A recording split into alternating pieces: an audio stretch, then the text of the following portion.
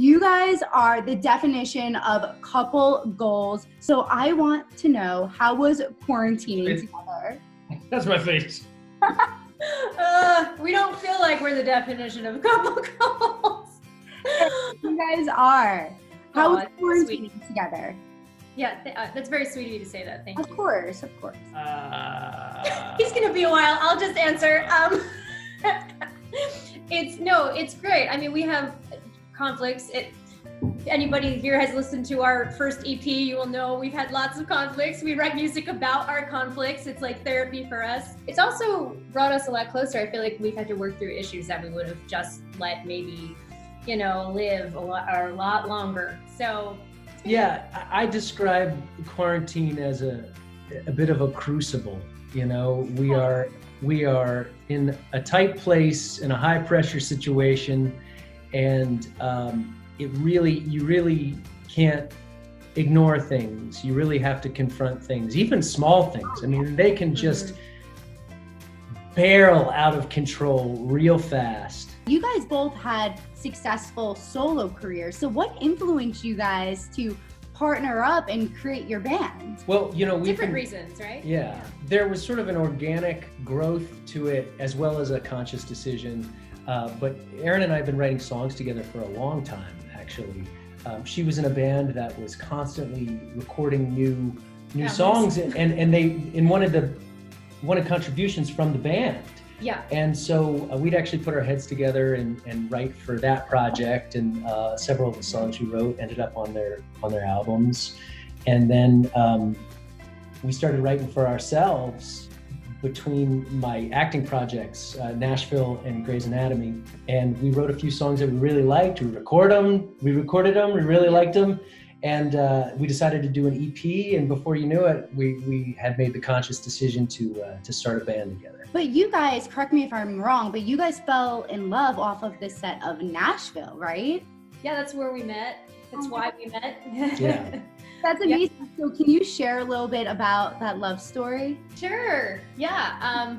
No, I mean, it was a very exciting time in my life because I moved to Nashville to try to, be a musician, try to tour with, and that's what I was doing. I was touring, but I also got this call they were starting this new show called Nashville, and they were filming the pilot at the Grand Ole Opry, and they asked if I would be a background musician.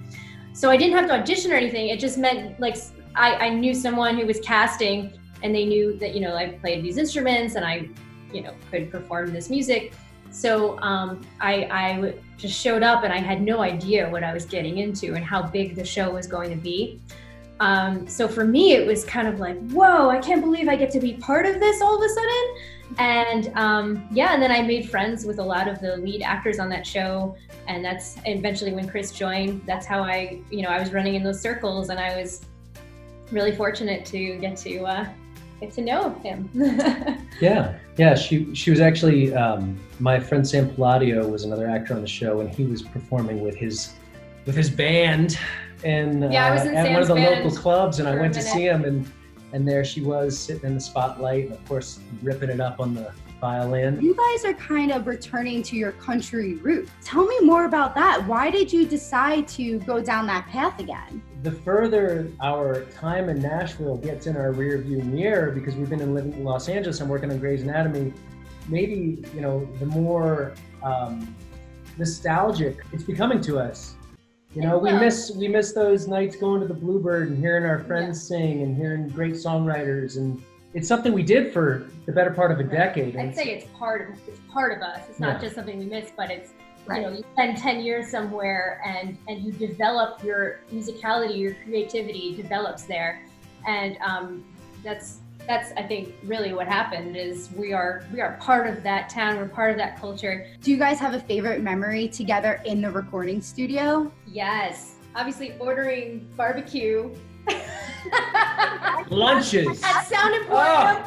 Oh, lunches, my favorite. No, but my fondest memory really of recording is when we were in separate booths and I could see you. We were recording Skipping Church, singing these beautiful harmonies, and we could see each other. we're recording a lot now in our home studio, which means we're multi-tracking. We're not singing at the same time. I'm engineering for her vocals. She's engineering for my vocals. Okay, so let's now talk about your single, The Risk, right? Tell me the inspiration behind the lyrics. The more obvious meaning, it sort of paints a picture of us or any couple in the beginning stages when everything just feels like it's under a microscope. Every exchange, every little text message. I said I used to feel like I was one, overeager text message away from just sabotaging our relationship back then. Now we're married, I don't care. I'm like, Chris, what are you doing? But I remember those days when every single thing was so. Now the texts are just like, you brought home the wrong creamer. Especially the chorus, we sort of say, written about in today's world, the risk factor's high now, just being alive now, so you got to take the risk. Right. For love, especially love, it's like life's too short, everything is risky. And I think one of our biggest inspirations for writing the song was sort of material-wise.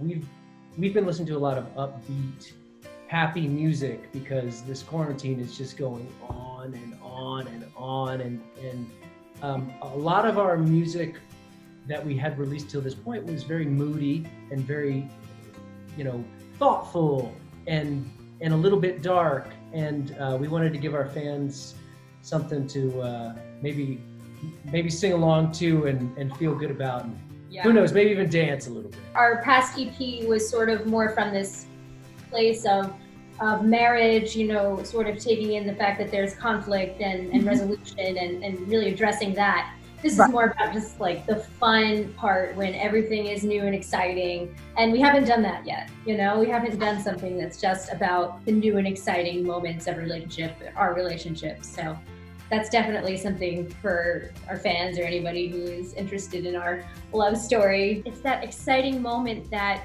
you only get that once in a relationship, and things grow and they become wonderful in other ways. But you only get that new excitement, the butterflies and the I don't know what to write back. We don't have that anymore. So it's something that I love to remember. I love to think about that in our relationship. So I hope that anyone who listens can also sort of reminisce about those moments, or maybe they're in that moment right now and they should live it up because it's an once in a awesome lifetime. Yeah. But could we expect a music video from you guys? Oh, maybe a homemade sort of lyric video or something. It's hard in the pandemic to gotta get a crew tested to do anything. So. We've been shooting a lot of stuff for content, but we do it ourselves, on our iPhone, and everything. It's fun. It has an appeal to it, and if we can pull it off, we'll do something. We'll do something for this one. We're currently figuring out if we can pull it off. We're working on something. That's so exciting. And also you're creating memories when you're, doing a homemade music video. Oh yeah. That's true. Oh yeah. Lots of time spent together.